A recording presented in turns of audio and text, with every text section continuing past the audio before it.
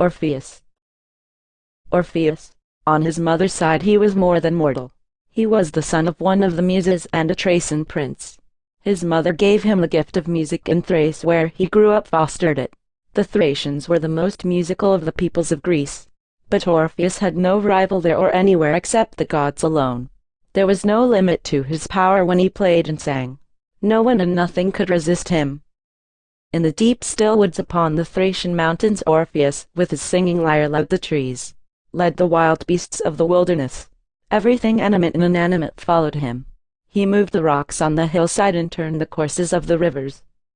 When he first met and how he wooed the maiden he loved, Eurydice, we are not told, but it is clear that no maiden he wanted could have resisted the power of his song. They were married, but their joy was brief.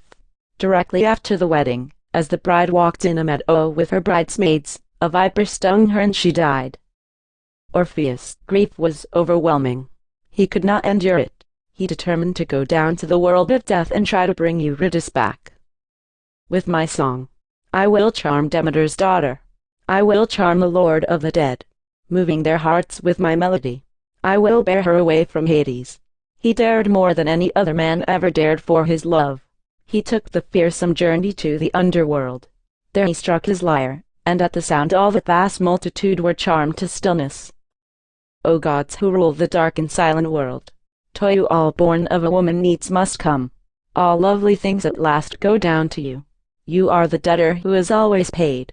A little while we tarry up on earth, then we are yours forever and forever.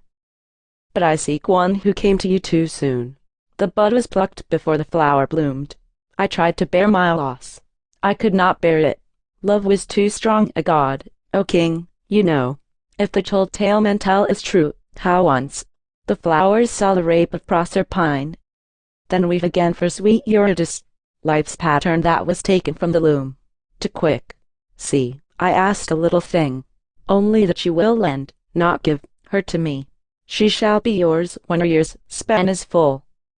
No one under the spell of his voice could refuse him anything. He drew iron tears down Pluto's cheek, and made hell grant what love did seek. They summoned Eurydice and gave her to him, but upon one condition, that he would not look back at her as she followed him, until they had reached the upper world. So the two passed through the great doors of Hades to the path which would take them out of the darkness, climbing up and up. He knew that she must be just behind him, but he longed unutterably to give one glance to make sure. But now they were almost there. The blackness was turning gray. Now he had stepped out joyfully into the daylight. Then he turned to her. It was too soon. She was still in the cavern. He saw her in the dim light, and he held out his arms to clasp her, but on the instant she was gone.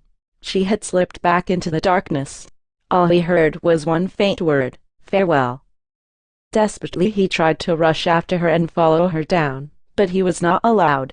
The gods would not consent to his entering the world of the dead a second time, while he was still alive. He was forced to return to the earth alone, in utter desolation. Then he forsook the company of men. He wandered through the wild solitudes of Thrace, comfortless except for his lyre, playing, always playing, and the rocks and the rivers and the trees heard him gladly, his only companions.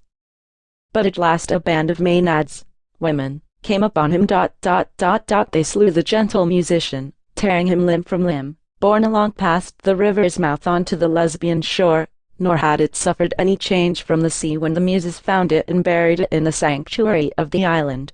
His limbs they gathered and placed in a tomb at the foot of Mount Olympus, and there to this day the nightingales sing more sweetly than anywhere else. The End.